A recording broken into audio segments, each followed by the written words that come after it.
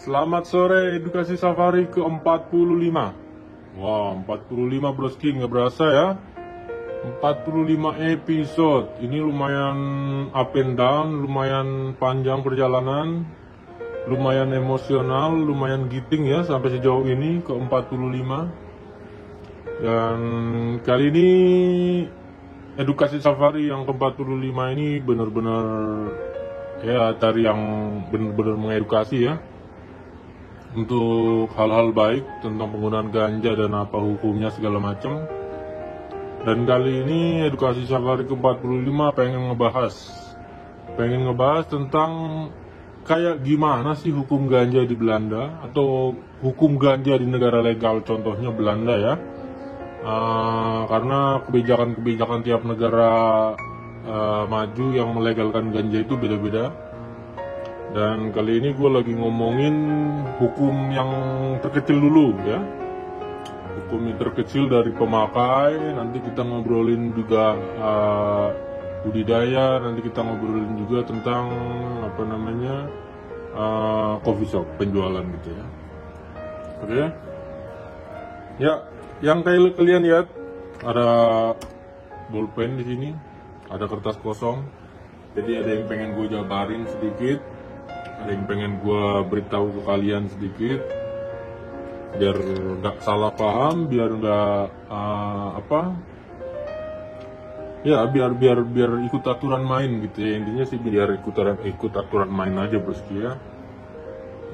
Bentar.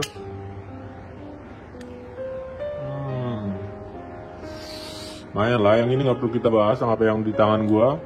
Jadi nanti gue bahas semuanya apa yang berlaku di negara Belanda ini ya. Oke. Isapan ke-12 nih. Oke, sebelum kita mulai, teh manis dulu biar nggak serat ya. Oke. Hukum ganja di Belanda. Jadi bisa dikategorikan pemakai broski ya. Bisa dikategorikan, kita mulai dengan pemakai. Jadi pemakai itu tulis begini,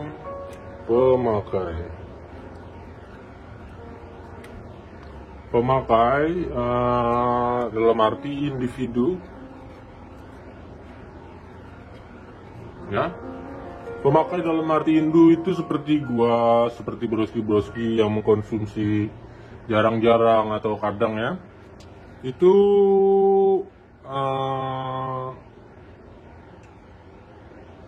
dibolehkan atau bisa dikatakan nggak dianjurkan, dibolehkan memiliki atau membeli di coffee shop itu sebanyak maksimum itu 5 gram. Itu maksimal ya, yang udah broski juga tahu. Nah, ini berlaku sekali beli dan perorangan. Jadi kalau lu berdua lu bisa masuk, satu orang beli 5 gram, yang satu lagi masuk beli 5 gram. Tapi kalau satu orang masuk beli 10 gram itu nggak boleh. Jadi ini yang perlu digarisbawahi, pemakai individu itu boleh membeli 5 gram maksimal, tapi itu untuk sekali beli ya. Untuk satu kali beli dan satu coffee shop. Lebih gampangnya kalau lu mau beli 10 gram ya lu 2 kali masuk. Kalau lu mau beli yang beda juga lu bisa masuk ke coffee shop yang berbeda ya. Jadi ini aturan yang perlu digarisbawahi. Ini yang berlaku untuk turis, ini untuk berlaku untuk siapa aja, termasuk kita semua individual ya. Nah, kalau kita udah ketangkep atau kita mempunyai lah, taruhlah kita mempunyai, entah itu beli di mana atau beli di coffee shop. Kalau kita udah memiliki lebih dari 5 gram lebih ya, 5 gram lebih, taruhlah 5 sampai 30 gram. Kalau broski punya dan polisi tangkap broski ketahuan di TKP, itu broski yang 5 sampai 30 itu bisa 10 gram, bisa 15 gram ya. Itu broski bisa disita barangnya. Oke. Jadi barang yang ada di kantong broski disita semua, dan denda sebanyak 75 euro. Oke? Jadi 5 gram maksimal sekali beli di coffee shop. Tapi kalau polisi menangkap broski ada lebih dari 5 gram di kantong, contoh 5-30 gram, itu barang akan disita dan denda 75 euro. Ya, 75 euro dikali kursnya aja berapa ya. Nah, itu selesai sampai di situ broski. Jadi broski kalau ketangkap di atas 5-30, kalau 1-5 gram kan nggak ditangkap. 5-30 gram itu cuma disita dan didenda. Tapi broski nggak bakal diproses ke kantor polisi. Broski juga nggak bakal ada kurungan gitu ya, nggak ada kurungan, cuma denda 75 euro. Oke? Nah, kalau udah lebih dari 30 gram, misalnya gini, 30 gram lebih, 30 gram lebih broski punya dan ketangkap polisi, itu ya, 30 gram itu lebih bisa broski ditangkap ya, ditangkap. Jadi bukan disita, pasti ditangkap dan penjara itu kurungan, ditangkap 2 tahun penjara. Kalau broski mempunyai 30 gram lebih, bisa 50 gram, bisa 100 gram, karena itu udah kriminal ya. Yang satu ditangkap, untuk yang ditangkap itu 30 gram itu masuk penjara 2 tahun ya maksimal ya. Penjara maksimal 2 tahun. Nah, setelah ditangkap, broski juga harus bayar denda. Nah, ini yang berbahaya broski. Jadi dendanya itu 16.750 euro. Nah, nanti bisa gua kalkulasiin ya, kadang ada kalkulator sekarang. Jadi kalau broski punya 5 gram, 5-30 gram disita barangnya, terus didenda 75 euro. Tapi kalau polisi sampai tangkap broski 30 gram lebih, broski itu ditangkap dan ditangkap untuk 2 tahun penjara maksimal. Jadi itu udah pasti, karena nggak ada suap dan nggak ada damai di tempat ya. Jadi broski ditangkap 2 tahun penjara. Terus harus membayar denda 16.750 euro dendanya. Ini besar sekali uangnya. Kalau dirupiahkan lumayan, sekitar hampir 300 jutaan lah ya, 250 juta kalau broski mempunyai 30 gram lebih. Oke? Itu 30 gram lebih.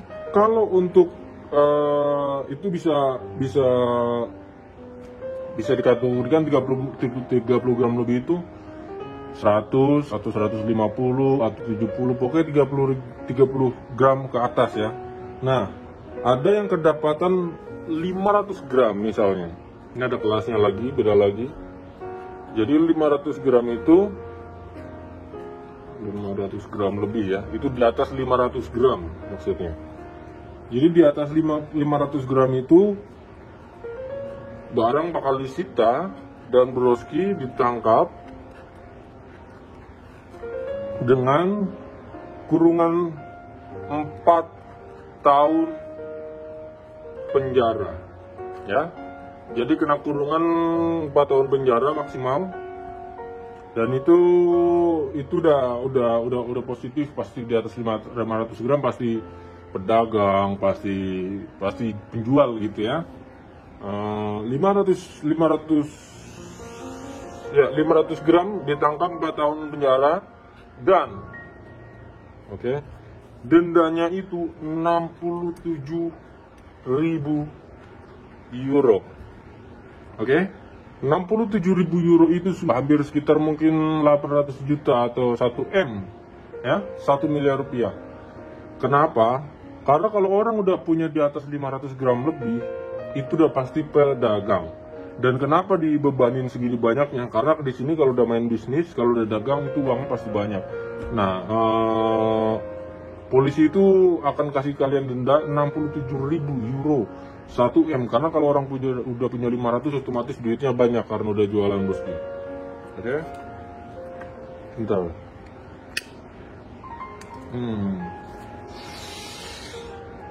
Cakep. Oke, bisa kalian pahami ya, dari pemakai individu 5 gram maksimalnya. Terus ada yang 5 gram, 5 gram lebih berapa? Misalnya 15, misalnya 20, misalnya 30 ya. Itu disita denda 75 euro. 30 gram lebih ditangkap 2 tahun penjara maksimal, dendanya 16.750 euro denda.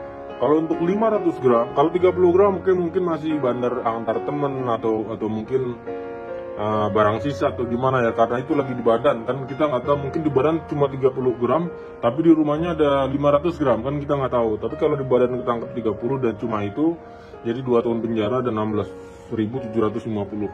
Nah kalau udah ini udah bandar ya, 500 gram lebih 500 itu ditangkap 4 tahun penjara maksimal, 67.000 euro.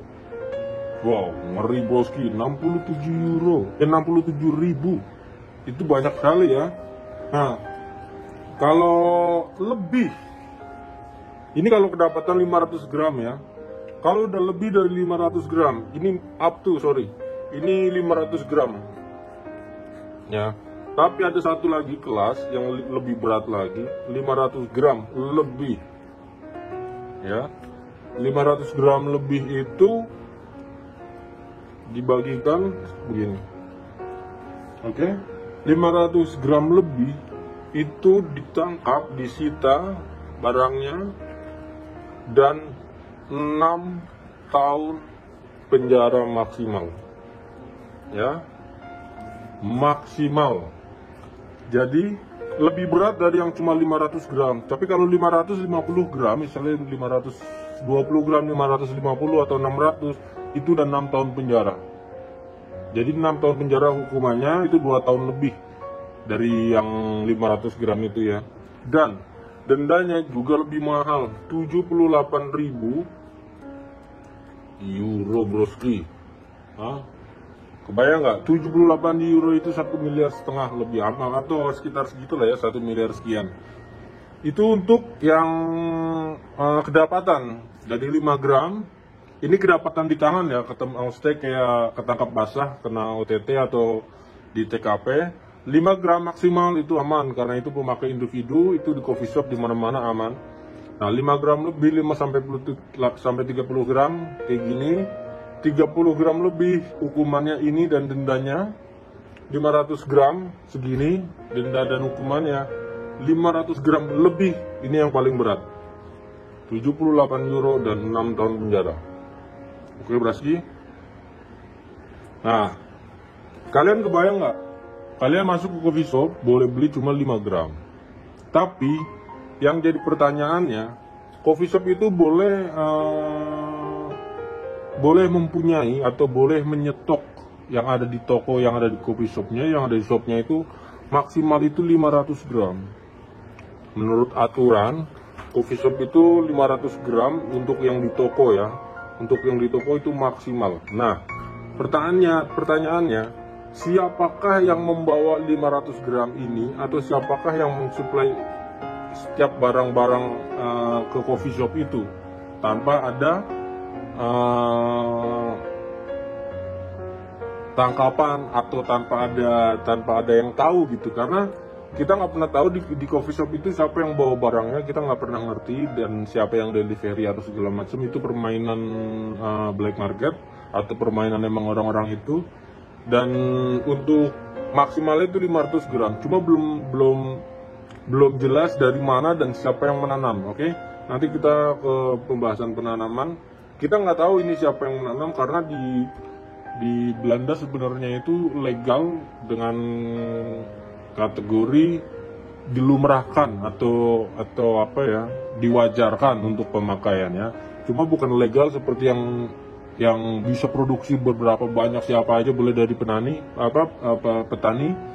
nggak kayak gitu juga. Jadi lu kalau mau nanam ya lu untuk konsumsi aja, tapi kalau lu tujuannya menanam dan lu menjual, lu malah kena pidana gitulah ya. Jadi semua orang yang memang pemakai, daripada beli mahal, kalian boleh menanam. Aturannya ada maksimal 5 pohon per orang.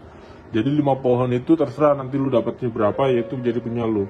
Tapi kalau itu dijadiin lahan komersil atau udah ke arah bisnis, kalian jual misalnya, atau kalian buat ya sampingan, Dan itu jatuhnya ada hukumannya lagi nanti ya. Oke, kita ke halaman selanjutnya ya. Bahas dulu bosku. Ya, pas dulu ya. Pak Guru capek nih, agak-agak serak-serak juga nih. Tapi oke banget ini soalnya satu file, jadi gua cuap-cuapnya oke ya.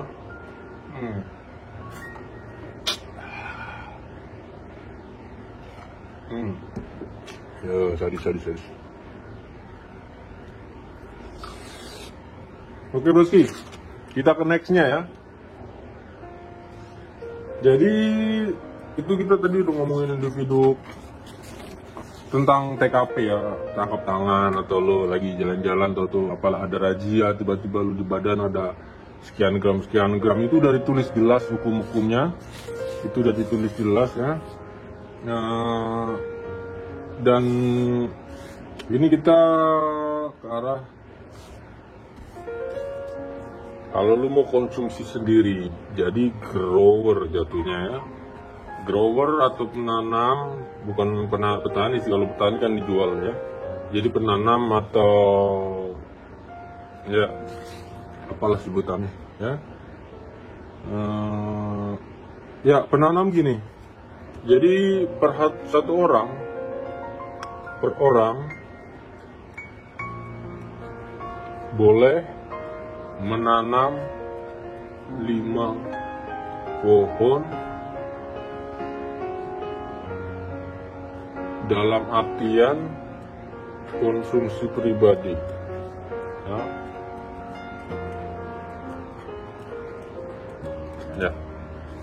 Jadi grower ini penanam per orang 5 pohon terus gini ya. Ada emang yang kebanyakan orang nanam mungkin 3 atau 4 ya. Kalau nanam itu jarang yang lebih lah karena mereka berisiko. Tapi kalau sampai ada di satu rumah lebih dari 5 pohon dan mungkin kalian tinggal sendiri atau mungkin yang satu nggak smoking atau gimana, lebih dari 5 pohon. Kalau 5 pohon konsumsi pribadi itu oke ya, itu oke. Kalau lebih dari 5 pohon itu jatuhnya komersil atau bisnis. Jadi jatuhan hukumnya ada sanksi gini nulisnya ya. Sanksinya itu 4 tahun penjara. Oke broski, ini 4 tahun penjara dalam artian gini. Kalau lu punya 5 pohon ya, terus lu panen, karena lu niatnya bisnis, lu udah pasti beli lampunya, lu pasti modalin segala macam, keluar uang, dan lu pengen ada modal balik. Jadi 5 pohon ini lu paling nggak satu pohon itu 100 gram. Kalau lu punya 5 pohon kali 5 sama dengan 500 gram sekali lu panen ya. Jadi 500 gram itu udah dikatakan komersil. Nah, bedanya gitu. Tapi kalau lu punya 5 pohon yang lu cuma tanam biasa di rumahan, nggak pakai lampu, lu cuma ya siram sekali 2 kali pakai nutrisi, itu jadinya konsumsi pribadi. Karena lu nggak bakal bisa dapat 100 gram. Paham nggak? Jadi kalau lu nanam 5 pohon yang versi konsumsi pribadi, paling satu pohon lu dapatnya 40 sampai 60 gram lah ya, taruh gitu per pohon. Terus per pohon kali 5 itu cuma ya 200 sampai 300 gram.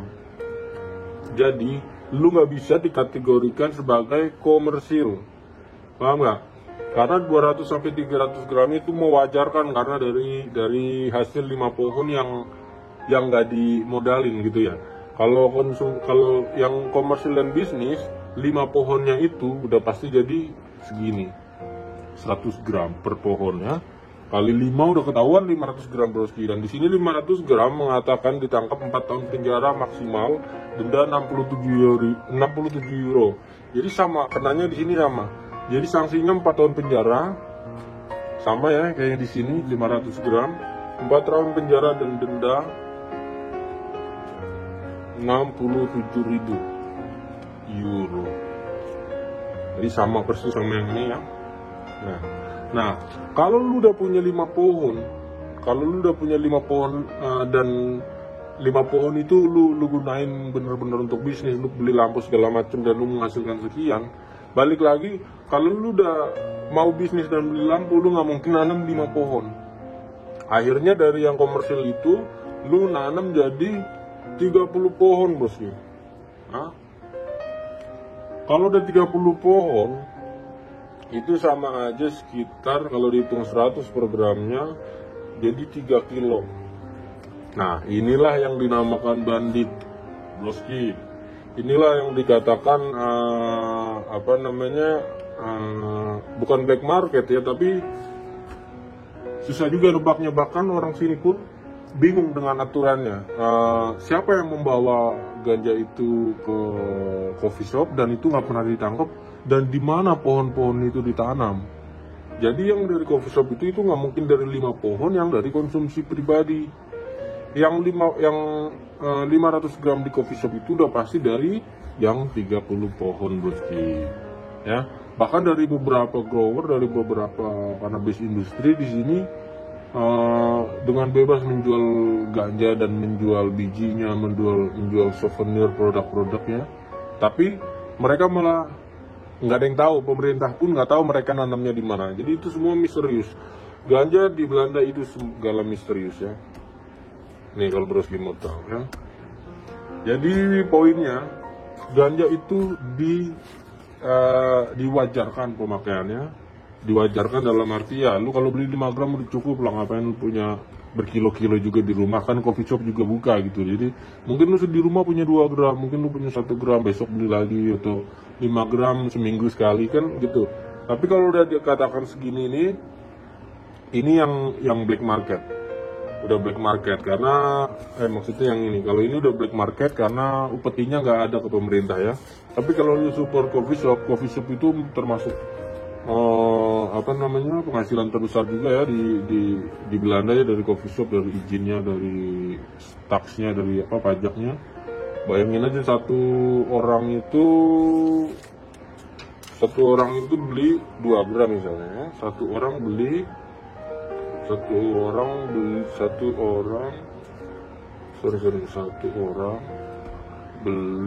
gram ya, 2 gram.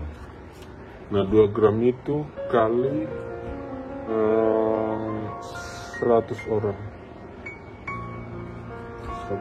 ya, sama dengan 200 orang 200 gram maksudnya. Oke. Kalau satu orang beli 2 gram kali 100 orang yang beli 200 gram. Kalau 200 gram itu per gramnya itu 10, jadi 2000.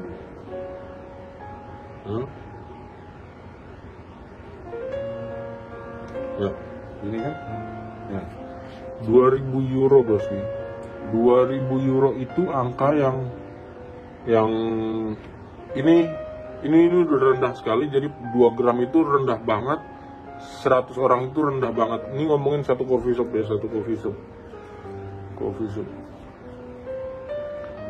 Jadi orang bisa beli 5 gram, orang ada yang mungkin 3 gram, mungkin 4 gram itu. Terus yang masuk juga bisa 3 kali lipat dari ini, 300 itu 2000 euro ya. Kalau segini, ini angka paling rendah pemasukan coffee shop per hari, itu sangat rendah sekali. Ini bisa 5 kali lipat sebenarnya, dan itu satu coffee shop. Bayangin itu mungkin ada sekitar 126 coffee shop kalau nggak salah ya. Kalau terakhir ya 126 atau 139, pokoknya segitu. Itu dikalikan aja taksnya. Terus ini bisa kebayang ganja itu kalau dimanfaatkan dengan baik dan nggak diliputi oleh kemunafikan. Maksudnya kemunafikan dalam arti serakah, bilang enggak tapi iya, bilang enggak tapi menguntungkan, itu namanya serakah ya. Jadi intinya ganja itu bakal legal dan bermanfaat kalau udah nggak ada orang yang serakah. Jadi percuma ganja legal, nanti juga mereka cari kaya sendiri di Indonesia dengan orang-orang yang memanfaatkan ganja atau yang punya hak di undang-undang ganja, akhirnya memanfaatkan sendiri untuk kepentingan sendiri. akhirnya kaya sendiri, akhirnya ya serakah sendiri, paham nggak? Jadi ganja itu bakal bisa dinikmati kalau orang-orang itu sudah nggak serakah, kalau orang-orang itu udah saling saling ikhlas ya, karena semuanya intinya kan uang. Di sini pun masih ada black market, di sini pun masih ada pro kontra tentang legalnya ganja. Cuma gua kalau di Indonesia kebayang banget kalau sampai ganja legal dan orangnya masih tetap serakah, orang-orang greedy, tetap aja. Jadi ya gimana ya, nanti dimanfaatkan untuk kepentingan mereka sendiri. Jadi lebih baik kita edukasi bahwa ganja itu emang sesuatu hal yang apa ya, yang nggak perlu diperdebatkan. Jadi ini bukan lagi narkoba yang kita omongin, dan bukan lagi untuk efek-efek apa sih memabukkan atau ini itu, enggak. Ini sebagai sesuatu yang dikonsumsi dan itu nggak ada efeknya ke orang lain ya. Jadi gitu bosku, gue panjang lebar tentang hukum ganja, gue aja kurang ngerti sebenarnya, tapi gue coba untuk meneliti apa sih yang membedakan gitu-gitunya ya. Oke lah ya, nanti komen aja apa ada komen kalian, apa ada yang bisa dibantu, apa ada yang bisa didiskusikan, kita ngobrol bareng. Jadi ya gue nggak tahu persis Indonesia sejauh apa pandangannya tentang ganja. Paling tidak gue bisa mengedukasi kalian dari ya video-video ini ya. Oke, thank you broski. Coba dulu ya, tengok kanan kiri. Salam pejuang senyum. Terima kasih broski.